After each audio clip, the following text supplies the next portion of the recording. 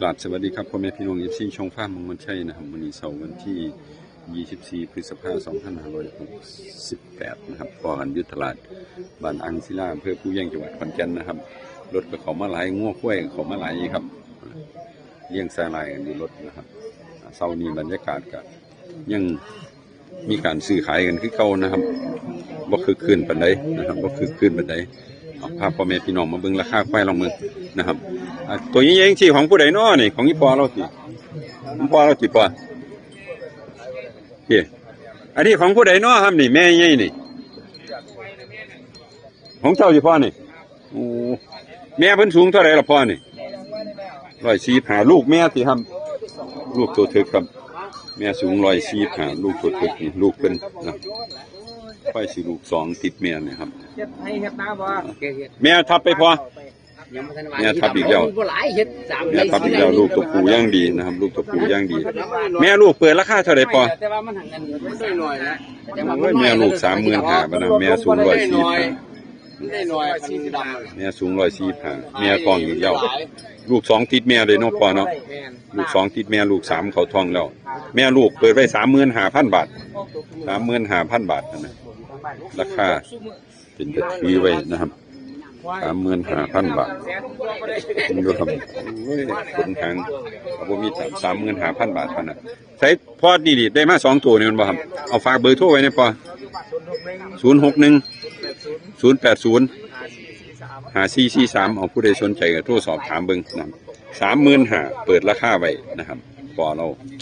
ต่อรองได้อยู่นะครับแม่ท้องแล้วลูกตัวผู้ติดนะครับไปเถือกงามพนาพันว่าโอ้ยหำใหญ่เป็นตะไนเครื่องลูกเบิ่มพันล้านแขวฟันแท้คู่หนึ่งฟันแท้1คู่แล้วทับได้คุ้มฝูงได้ลูกเบิ่มพันล้านเนื้อหนังดีแข้งขาดีนะครับไทยเนื้อก็ได้เปิดราคาบาทครับเนี่ย31,500 31,500นะครับเปิดราคาไปนะครับใช้ได้มากตัวเด็กมันตัวเดียวที่ครับเอาฝากเบอร์โทรไว้นะครับ061 969 5248ผู้ใดสนใจก็โทรสอบถามต่อรองเราครับผมอยู่หนองนาคำพนะ3ตัวนี่ของผู้ใดน้อนี่ของพี่ที่บ่นี่อันนี้ของผู้ใดของเจ้าสินี่ใช่ล่ะขายแน่กล้วยตัวละเท่าไหร่ครับ8,500ครับกล้วยร้อยนิดหน่อยนะครับตัวละ8,500 บาทแต่ละตัวนะครับแต่ละตัว8,500 บาทไว้ที่แต่ละตัวห้องไว้ซื้อบ่ครับเอาฝากเบอร์โทรไว้นะครับผู้คนนะได้ไปส่งเด้อเจอบ่ได้เห็นบ่เอาขวาเบอร์โทรแน่นี่ฮะแต่เจ้เบอร์โทรแน่3ตัวนี่เป็นบ่ให้เบอร์โทรว่าเป็นหยังเอาแม่ดอนด้วยกันแม่ดอนหน่อยของเฮาคั่นอยากได้15,000แม่ดอนอยากได้15,000 บาท10,000แม่สาวน้อยนะครับหน้าตาดีควันก็ดีสีเกี้ยงดีนะครับ15,000 บาทห้องไว้ซื้อห้องไว้ซื้อ15,000 บาทต่อได้อยู่นะครับต่อได้จักน้อยพะนะเรา15,000 บาทแต่ว่าหางเพิ่นอยากสั่นจักน้อยหางสั่นจักน้อยนึงนะครับ15,000 บาทต่อได้ตัวคู่กันเด้ครับตัวคู่กันเนี่ยตัวคู่กันว่าไว้7,000นะตัวคู่กันห้องไว้7,000ซื้อนะครับตัวคู่กัน7,000 บาทซื้อ7,000 บาทซื้อนะครับตัวตอนหน่อย15,000ตัวคู่กันอีก7,000 บาทซื้อเอาฝากเบอร์โทรนะครับ083 230 0083เอาผู้ใดสนใจก็โทรสอบถามต่อรองราคาเบิ่งเอาโทรกันมาได้ครับเด้อนะครับผมนิดหน่อยอันนี้ก็ตัวนี่ตัวผู้น้อยนี่จักบาทครับนี่11,000 บาทตัวผู้น้อยนี่11,000 บาทตัวผู้น้อยนะครับตัวอันนี้แม่ลูกสินี่แม่เดียวแม่สาวครับแม่เดียวแม่สาวสูง125 26นี่แหละเนาะ125 26แม่สาว125 26กล้วยแม่สาวนะครับ สอนทั้งเขาพูดเปิดเราเป็นว่า เปิดไหมแล้วครับ ตลาดเปิดไหมแล้วเปิดจักบาทครับแม่สาวนี่เท่าไหร่11,000 อันนั้นตัวผู้ที่นี่อันนี้ตัวผู้จักบาทครับนี่13,500เลยครับตัวผู้ตัวนี้11,000ตัวแม่นะครับตัวนี้ก็11,000ตัวผู้ เอา3 ตัวนี่3 2 500 3ตัวนี่32,500ต่อได้ต่อได้อีก3ตัว32,500ต่อได้เอาฝากเบอร์โทรนะครับ097 098 6103เอาผู้ใดสนใจก็โทรสอบถามต่อรองราคาเบิ่งนะครับเอาโชคคุณหมานด้วยครับเด้อลูก เจ้าของตลาดว่างนะครับ แม่ลูกสูงนี่เด้คือบ่ไปไว้นี่ มาไปหลายนะครับมาไปหลายครับ แม่ลูกโค้งดีๆครับสูง นะครับทำตลาดบางต่างไปแล้วครับ ๆแม่เขายาวดี ว่าบ่ได้ตรงนี้ จักบาทรู้เจ้าของเพิ่น หาเบอร์ให้ผู้รับผิดชอบ ของเพิ่นจักบาทรู้ใส่บ่ครับเจ้าของเพิ่น มันซื้อบ่ซื้อกันแต่เลี้ยงได้ แก้กดถาม นี่นี่ตัวบ่ได้นี่เปล่า ของผู้ใดเนาะครับนี่ ซื้อไว้อีกอ่ะ ควายของผู้ใดพ่อของเจ้าสิพ่อใช่ล่ะโอ้ใส่ได้แม่ลูกกี่ครับคือแม่เดียวนี่ เบอร์เบอร์ถามเลยสั่ง พี่ ไม่ได้นะครับเดินไม่ได้ อันนี้ของผู้ใดครับนี่ น้ำมันนี่แหละครับ ฮะ เอาไปใช้เอาไปทาเปลือยตากเปลือยกัน ของเจ้าสิพ่อแม่ลูกสิครับ น้ำมันเปล่าตา แม่ลูกผู้หรือลูกแม่พ่อ เล่มพอ แม่ลูกแม่แม่เพิ่นก็สูง135นี่ครับแม่ลูกแม่ครับแม่สูง135นี่ครับค่อยสิลูก2ติดแม่ลูก2ติดพ่อติดแม่ น้ำมันเลยครับ ค่อยลูก2ติดแม่เดี๋ยวสิมาทายเด้ค่อยลูก2ติดแม่นะครับได้มาตัวพ่อ2ตัวแม่ลูกนี่จักบาทครับนี่ฮะ 30,000แม่ลูกนี่พ่อลงห้องไว้ 30,000ต่อรองได้โอ้ลูกเพิ่นสีดีเด้ครับเบิ่งดูครับลูกตัวแม่อย่างดีสีเหลืองหุยๆลูกเพิ่นแม่ลูกแม่เพิ่นท้องเลยติครับ รู้จักซื้อมา โอเคแม่สูง135แล้วกล้วยสิลูก2ติดนี่ฮะท้องแล้วแม่ลูกห้อง30,000แม่ลูก30,000ต่อได้เอาฝากเบอร์โทรไว้นะพ่อฮะใช่หรอเบอร์โทรบ่มีอันนี้ของผู้ใดของเจ้าตินี่ ถ้าปัญหาเอามาคืนจากที่ผมประกาศไว้นะครับ แต่สมองงอกอ่ะ เอาไปใส่แป้งเดิมนะครับน้ำมันเนี่ยเพิ่มสมุนไพร2-3 เท่าครับ อันนี้ของเจ้าติต้นไม้นี่ ทำเกิดหลวงพ่อเป็นตัวจัดกับหลวงพ่ออายุ109 ปีอยู่วัดท่าทองครับเรียกว่าหลวงพ่อคูณเป็นลูกศิษย์กันก็กดโทรศัพท์ดูนะครับ ตาได้หยังมา ดูประวัติก็ได้ครับประวัติหลวงพ่อ ได้หยังมา ฮะกล้วยสิกล้วยกับแม่นสิ สอนกล้วยนี่นี่ ใช่หรอ กล้วยแม่สาวนี่จักบาทนี่ ขายอยู่ โอ้ย ขายเอาเงินอยู่ผมมีอยากรายละเอียดจบพีเดอร์ เอามาเบิ่งผู้น้อยนี่จักบาททำนี่9,000นะครับสีสันดีแท้เพิ่นเล่าคิงดี9,000 บาทพะนะเราห้องไว้ทางชัดเรายืนเฝ้าอยู่นี่เราสิต่ออยู่9,000 บาทว่าติครับ 9,000 บาทได้มาตัวเดียวติครับนี่เอาฝากเบอร์โทรไว้นะครับนี่ 9,000 บาทพะนะเราว่า089 5121 929เอาผู้ใดสนใจก็โทรสอบถามเบิ่งอันแม่ลูกของผู้ใดเขาอะไรของเจ้าสิ บ่เดี๋ยวบ่ซื้อหรอกนี่เป็นอ่ะ ของไผล่ะนี่แม่ลูกอ่ะ เขาว่า20,000นี่ก็เอา มีแต่กล้วยแต่ว่าคนบ่อยู่น้ำกล้วยใส่ในห้อยใส่ในห้อยของเจ้าเอาออกมาเบิ่งดูเนี่ยในห้อยรุ่นนี่เฮ้ยจะหน่อยพูดล่ะเอามาเอาออกมาปิดเทอมแล้วติปิดเทอมแล้วพะน่ะมหาลัยได้พิเศษตัวดีกว่านั่งเฝ้าโทรศัพท์ออกมาตัวผู้น้อยจักบาทครับมันน่ะฮะผู้น้อยจักบาท 14,000ครับ ฮะ14,000ครับพะน่ะลูกพ่อใด บ่มีพอครับ ลูกว่ามีพ่อแต่ว่าคนมีพ่อ เอากล้วยมีพออยู่แต่ว่าลูกตัวใดเนาะอันนี้นายห้อยน้อยอยู่ปอใดครับนี่ปอสองห้วยนับหนึ่งฮอดร้อยไปนี่ฮอดแล้วอยู่ปอสองพะนะ14,000พะนะเพิ่นห้องไว้14,000เอาฝากเบอร์โทรไว้แน่นี่บอกแม่พ่อ094 928 3103เอานายห้อยน้อย14,000พะนะเปิดไว้พุ่นมึงดูครับโอ้ยจะเป็นมันให้มาหาเงินซอยพอช่วงปิดเทอมพะนะเพิ่นว่าเอาจังโทรหาเราลองมึงเด้อครับเด้อโอเคครับ ขายน้ำเน่าเนี่ยนะขายคิดน้ำเน่าเนี่ย นะ ขายเนี่ยพวกหูจักราคาเนาะ มาเบิ่งกล้วยแม่ลูกของไผน้อนี่เนาะขายแล้วทีครับนี่แม่ลูกขายแล้วครับนะครับแม่ลูกขายแล้ว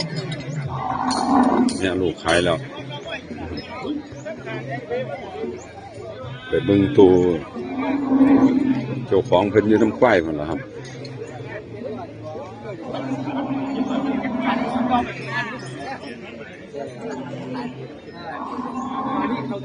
ร้านใหญ่ๆของผู้ใดเนาะนี่ใช่พ่อของเจ้าพ่อตัวเดียวสิครับแม่เดียวท้องไปพ่อท้องได้3 เดือนแล้วนะครับท้องได้3 เดือนแล้วสูง133กล้วยลูกผ่านมาตัวหนึงเลยเนาะพ่อเนาะลูกสองในท้องเปิดราคาไว้ยักบาทพ่อ 20,000ต่อรองกันได้ เปิดราคาไป20,000ต่อรองได้นะครับท้องแล้วพะนะเราว่าแยกลูกมากนะเอาฝากเบอร์โทรได้ไหมนี่พอ099 478 478 6471ผู้ใดสนเลยโทรสอบถามมึงนะครับพอหมอลำนะครับแม่ดอนนี่ของไผน้อนี่ของเจ้าติมีแต่กล้วยคนบ่อยู่น้ำกล้วยบ่สนใจขายควายเนาะบ่สนใจขายควายนะเจ้าของควายก็ได้บ่สนใจขายควายใช้ได้ตัวใดมาทำนี่ขายแล้วทีตัวนี้ ขายเดียว ตัวนี้เหลือตัวนี้สิตัวนี้ยักบาทครับนี่แม่สาวน้อยนะครับ14,000 บาทแม่สาวน้อย14,000 บาทพะนะใส่ลุงเดียวเจ้าได้หยังมานี่ กล้วยมาตัวเดียว ใส่อันนี้ของผู้ใดครับนี่ เขามวยสมพันธ์ไหม อันนี้ของไผนี่ อันนี้ของนี่นี่ นี่ตัวเดียวที่พ่อนี่ ครับตัวเดียวครับ โอ้เขาส่งแปลกเล่าเขาสีฟ้าสีดินตัวนี้ เขาได้ถามบอกนี่เขาต้องเสียเงิน โอ้ท้องเราทีครับนี่ ครับท่องแล้วครับ นะ ท่องแล้วครับ ท้องยักเดือนครับนี่ ท่องได้2 เดือนครึ่งครับ 2 เดือนเนี่ยเคยมีลูกยักตัวไป พอครับพ่อลูกแรกครับ กล้วยดอนเขาแปลกนะครับกล้วยดอนเขาแปลกสิบ่สูง125เด้เนาะสูง125อยู่นะ 27อยู่หรอก ล้วยดอน วันครับราคาต่ำ เอาไป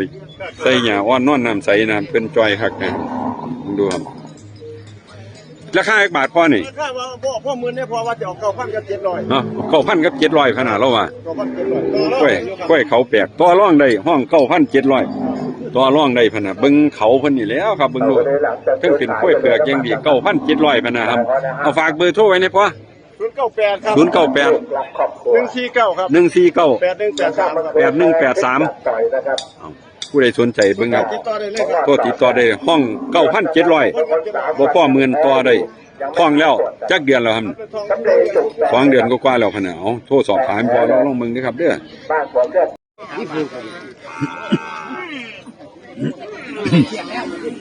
เอาตัวจูงอยู่นี่จักบาทครับนี่เจ้ลูกมัน แม่ลูกผูสิครับ แม่ลูกผูกำลังมาครับ แม่ลูกผู20,000พะนะเราว่า20,000เราห้องไว้แม่ลูกผู20,000เราห้องไว้ซื่อนะครับ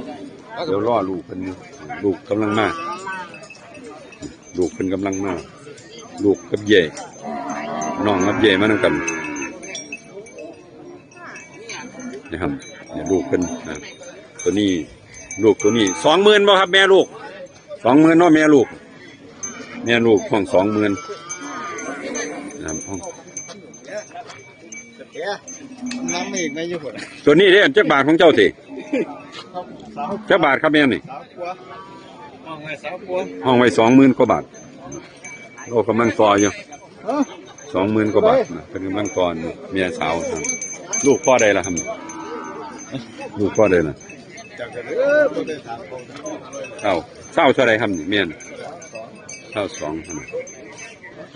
เราห้องเลยสีเหลืองดีเป็นขาเงา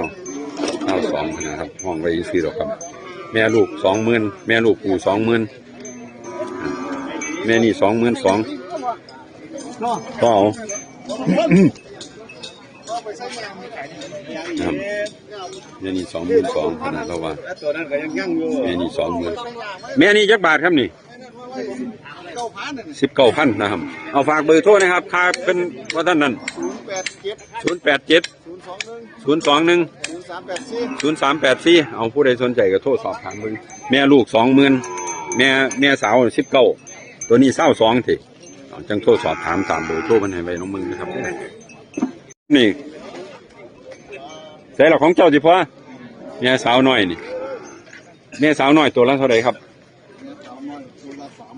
ตัวละเท่าไหร่ก็13สิพ่อตัวละ13ขนาดนี้ครับนี่แม่สาวน้อยของพ่อเราผู้หัดเลี้ยงเอาไปกินยาอ้อนนอนน้ำใสได้เด้ครับหัดเลี้ยงไม่เนี่ยไปเป็นคู่ได้นี่ตัวละ13ตัวละ13,000 บาทนี่ครับต่อร่องได้อีกได้ครับเนี่ยต่อร่องได้อีกครับต่อร่องได้อีก13,000ต่อร่องได้ได้มาตัวพอ2ตัวนี้อันนี้คงผู้ใดหันเปลี่ยนตัวแม่สาวน้อยตัวละ13,000 บาทต่อร่องได้ครับต่อร่องได้ขนาดเราห้องไว้ซื้อหรอครับห้องไว้ซื้อ13,000 บาทโอ้ถ้าจีบ่ได้หรอกครับตัวเขามีพอเราเด้อเอาฝากเบอร์โทรไว้เนี่ยพอ เบอร์โทรเลยจำบ่ได้ เนี่ยเบอร์โทรจำบ่ได้พะนะโอ้ยเสียดายจังเนาะเบอร์โทรจำบ่ได้นะครับเสร็จแล้วแม่พ่อได้ตัวใดมานี่ครับแม่ลูกปู่ย่างดีแม่ลูกปู่ย่างดีแม่ลูกปู่ครับแม่ลูกปู่แม่ลูกปู่จักบาทละพ่อ23,000 บาท23,000 บาทพะนะแม่ลูกปู่23,000 บาทใช่เราผู้ให้เบอร์โทรใช่หรือเปล่าโอ้ยอยู่หน้ารถ23,000 บาทพะนะเอาฝากเบอร์โทรได้ไหม098 666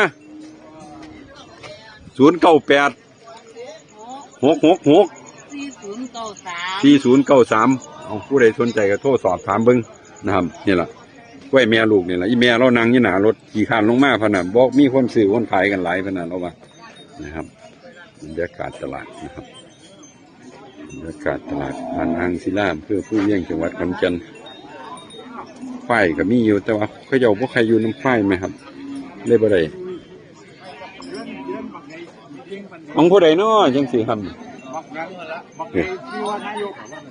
ใช่หรอของผู้ใดครับนี่ยุต้นไม้นี่เจ้จักบาทครับนี่ตัวละ25,000 บาทตัวละ25,000 บาทนะครับตัวละ25,000 บาทนะครับกล้วยแม่จามจะเลี้ยงนะครับ25,000 บาทนะตัวนี้ก็25,000 บาทที่กันเพิ่นห้องไว้ท่องบ่ได้บ่รู้เนาะฮะท่องบ่รู้เนาะครับ ครับบ่รู้งานผมซื้อเขามาแต่ว่าตัวนั้นฟ้องตัวใหญ่ ตัวใหญ่กับของเจ้าสิอันนี้คู่นี้ตัวละ25,000ตัวแม่ใหญ่อีกจักบาทครับนี่ ไว้35ครับ แม่ใหญ่ห้องไว้35 แต่ว่าบ่มีไปหรอกครับ ม่านลูกแล้วท้องแล้ว35,000 บาทท้องแล้วต่อรองได้แต่ว่าท้องแล้วแต่ว่าบ่มีใบทับนะครับ35,000 บาทต่อรองได้นะครับได้มา3ตัวจริงครับ อาชีพตัวนั้นช่วยบ่ไปใช้กันได้ดอก เดี๋ยวเอาฝากเบอร์โทรไว้แน่นครับ 096 096 0088 0088 478 เอาผู้ใดสนใจโทรสอบถามเบิ่งแม่นี่35,000ท้องแล้วคู่นี้ตัวละ25,000 บาทนะครับเบอร์โทรที่เราให้ไว้นะครับลองโทรสอบถามเพิ่นเบิ่งเด้อครับเด้อแม่ใหญ่ห่างๆนะครับท้องบ่ท้องเป็นรุ่นเอาแต่ว่าตัวนั้นท้องแล้วนะครับ2ตัวเรายังบ่รู้คือกันนะครับพอได้มายักตัวนี่ทีโอ้ยน่ะขออนุญาตถ่ายได้เด้อนี่แม่ลูกเถิกกี่ครับนี่แม่นี่ลูกเถิกครับนี่แม่นี่ลูกเถิกครับแม่นี่ลูกเถิกจักบาทครับ16,000พะนะโอ้เป็นตาเอาแม่ลูกเถิก16,000 16,000 บาทนะครับนี่ นี่แม่เพิ่นนะครับนี่ลูกเพิ่นนะครับอันนี้ได้ครับมันแม่ลูกแม่นี่เด้17,000 17,000 บาทแม่เป็นบนท้องอย่างตินคือต้องช่องล่างๆ17,000ครับแม่ลูกตัวแม่ครับอันนี้แม่ลูกถึก16,000ขนาดนั้นแม่สาวของเจ้าบ่นี่ครับแม่ลูกนี่แม่ลูกแม่จักกี่ทองอีกบ่ทันได้ทองอีกเราห้อง16,000ตัวได้แต่ว่าแม่ใหญ่นี่ลูกถึก16,000พะนะเราห้องไว้โคมนี่4ตัวนี่ตัวเรานะตัวเราเด้อครับเด้อเอาฝากเบอร์โทรไว้นะครับ081 878 1526เอาผู้ใดสนใจก็โทรสอบถามเบิ่งนะครับโทรสอบถามก็เราเบิ่งนะครับโคมแม่ลูกถึก 16,000โคมแม่ลูกแม่ 17,000 บาทนะครับเอากล้วยพอพันธุ์ครับกล้วยลกพอพันธุ์ครับตัวนี้พอพันธุ์โอ้หน้าเขาฟังดีลูกพ่อใดก่อนนี่ลูกกล้องสยามครับลูกไส้กล้องสยามสูงเท่าไหร่นี่ลูกไส้กล้อง150 กว่าลูกไส้กล้อง3แถวยักคู่แถว3คู่ลูกไส้กล้องสยามมึงฟันแก่เพิ่นแถวคู่4แล้วครับลูกไส้กล้องสยามครับโอ้หน้าเขากว้างดีนะครับหน้าเขากว้างดีลูกไส้กล้องสยามนะครับเป็นว่าสูง150 กว่านะครับผสมได้แล้วทับได้แล้วรุ่นนี้ตกลูกแล้วครับตกลูกแล้วโอ้ลำโตดีคุณล่ะลำโตนะครับลำโตดีเปิดราคาอีกบาทครับนี่เปิดราคาฮะเปิดราคาไป85,000ต่อได้หลายอยู่พุ่นน่ะเอาฝากเบอร์โทรนะ094 66 7437เอาผู้ใดสนใจก็โทรสอบถามเบิ่งลูกไส้กองสยาม 80,000 กว่าบาทนะครับพอพันนะครับก้อยเผือกหน้าเขากว้างดีนะครับลำตัวเป็นเบื้องหน้าเขาเป็นร่องหน้าเขากว้างดีครับ 80,000 กว่าบาทนะครับเพิ่นห้องไว้โทรมาสอบถามต่อรองราคาเบิ่งมาเบิ่งแม่สาวน้อยนะครับแม่สาวน้อยสูง118 บวกลบนะครับสาวสร้างอุดรนะครับว่าลูกสาวสร้างอุดรนะครับเป็นขาเงาดีนะครับเป็นขาเงาดีค่อย9 เดือน8 9 เดือนนี่แหละครับค่อย8 9 เดือนนะครับนี่ครับเป็นเข้าให้แล้วย่างดีลูกสาวสร้างอุดรนะครับ9 เดือนเกิดราคาไว้12,000ครับ12,000 บาทสนใจก็โทร0897151744นะครับมีห้อยเสือกพันขาเล็กน้อยนึงนะครับขาเงาดีนะลูกสาวสร้างอุดร12,000 0897151744นะครับโทรมาสอบถามต่อรองราคาได้ครับ